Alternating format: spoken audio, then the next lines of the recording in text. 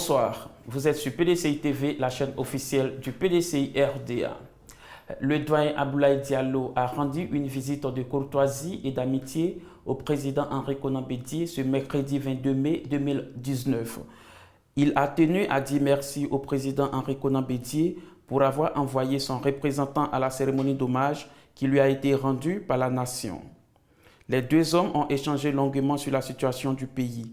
Ce fut l'occasion pour le doyen Abdoulaye Diallo de témoigner son soutien aux actions du président Henri Konan Bédié. Une délégation de chefs traditionnels de la région du Morono, conduite par le sénateur Tiemoko Kofi, a rendu visite au président Henri Konan Bédié ce mercredi 22 mai 2019. Donnant les nouvelles, le sénateur Tiemoko Kofi dit venu avec sa délégation saluer le président Bédié, lui souhaiter un joyeux anniversaire et par la même occasion l'informer de la présentation officielle du nouveau roi de Morono aux populations le vendredi 24 mai 2019. Ils sont donc venus inviter le président Bédié à prendre part à l'intronisation prévue en août prochain, invitation auquel le président Bédié a répondu favorablement. Nous sommes venus avec une délégation de chefs de village de la région du Morono pour saluer M. le Président. La deuxième nouvelle importante, c'est l'intronisation du roi du Morono qui, depuis 1988, quand le roi a eu le pied cassé, cette intronisation a été suspendue. Aujourd'hui, toute la région s'est mobilisée et a désigné son roi et il aura la sortie officielle de la présentation de ce roi le vendredi. Une telle information ne pouvait être traitée sans que le président Bédié ne soit informé. C'est ainsi qu'une délégation de chefs, comme vous l'avez vu, est venue ici lui donner l'information et en même temps l'inviter à venir prendre part à cette grande cérémonie qui concerne le maintien de nos cultures.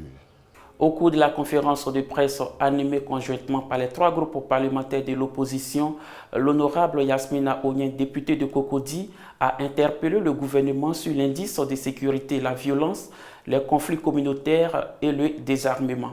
Écoutons son intervention. Nous avons tous entendu le gouvernement annoncer que l'indice de sécurité était plus que convenable, voire même idéal. Et c'est possible. Et c'est possible. Mais il faut peut-être se demander quels sont les indicateurs et qu'est-ce qui est compris dans cet indice de sécurité. Mais la vraie problématique sécuritaire des Ivoiriens, pour les trois groupes parlementaires que nous sommes, pour les élus que nous sommes, qui sommes en permanence en contact avec nos populations, c'est pourquoi la violence au moment de l'organisation des élections? Pourquoi des conflits intercommunautaires? Pourquoi cette insécurité, même au moment d'exprimer des libertés publiques? Il nous apparaît évident que c'est cela, les préoccupations sécuritaires du moment pour les populations ivoiriennes. Le désarmement, où en sommes-nous? Pourquoi est-ce qu'on se retrouve encore, comme ça a été le cas il y a quelques jours, avec des populations civiles qui ont accès à des armes lourdes, des armes militaires?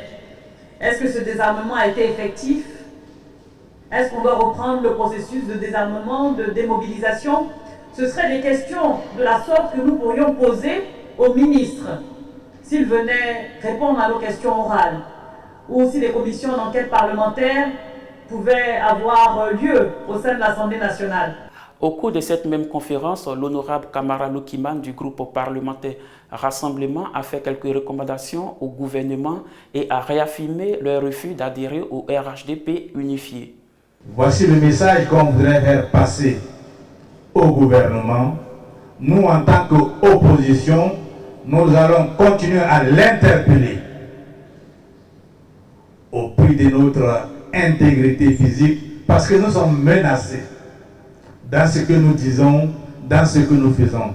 Or, quand nous sommes allés devant vous, les électeurs, pour demander à vous représenter à l'hémicycle, c'est un sacerdoce pour qu'ensemble, nous contribuons à établir une véritable démocratie participative dans notre pays.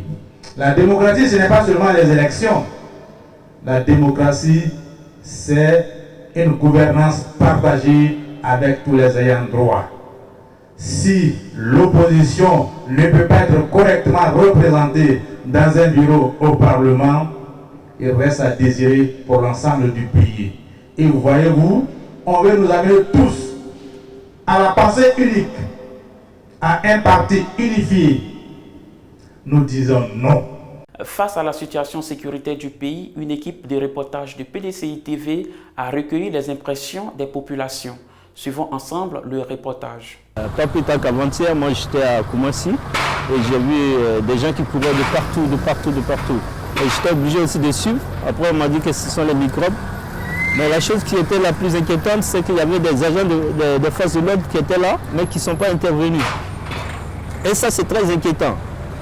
Très inquiétant, d'autant plus que c'est à eux d'assurer la sécurité des personnes. Quand on voyait les délinquants, les malfaiteurs, les microbes là en train de se balancer à gauche, à droite, mais ils étaient vraiment identifiables. Les agents de l'ordre pouvaient les arrêter et puis mettre la main sur eux et puis les empêcher de nuire aux populations. Alors les laisser comme ça pour compte, quand j'ai demandé pourquoi les forces de police n'interviennent pas, ils disaient eux-mêmes qu'ils ont peur des microbes. Mais c'est dangereux. C'est dangereux. Dans quel pays sommes-nous? Bon, ça c'est en Abidjan, et puis le conflit intercommunautaire qui éclate par-ci et là à l'intérieur du pays, c'est aussi inquiétant pour la sécurité des populations. Vivement, j'appelle le gouvernement et les forces de l'ordre à réagir pour que, n'est-ce pas, on ne connaisse plus que ces genres de situations dramatiques. J'aimerais que la sécurité soit vraiment faite parce qu'il y a des civils qui ont des armes. Bon, l'État doit penser à désarmer tous ces civils-là pour qu'il y ait la paix dans le pays. Sinon, plus tard, moi, c'est dans un conflit interethnique et puis ça va se répandre dans toute la Côte d'Ivoire. C'est un manque de compréhension et puis la méfiance aussi. Bon, entre nous, entre la population, certaines personnes savent qu'il y a des personnes qui sont au-dessus de la loi et qu'on ne peut pas les interpeller. Bon, ça crée souvent la jalousie, ça crée aussi la mésentente. Quand tu parles, l'autre ne peut pas t'écouter parce qu'il sait sur quoi il compte. À l'intérieur du pays, comme on le constate actuellement à Béoumi et autres, je pense que ça doit vraiment nous alerter. Les autorités doivent vraiment prendre à bas le corps ce problème-là parce qu'on a l'impression que ça ne leur dit rien, ils attendent juste que tout se gâte. Il y a toujours, je sais pas, un laisser-aller, je vais dire, des autorités dans ce sens-là.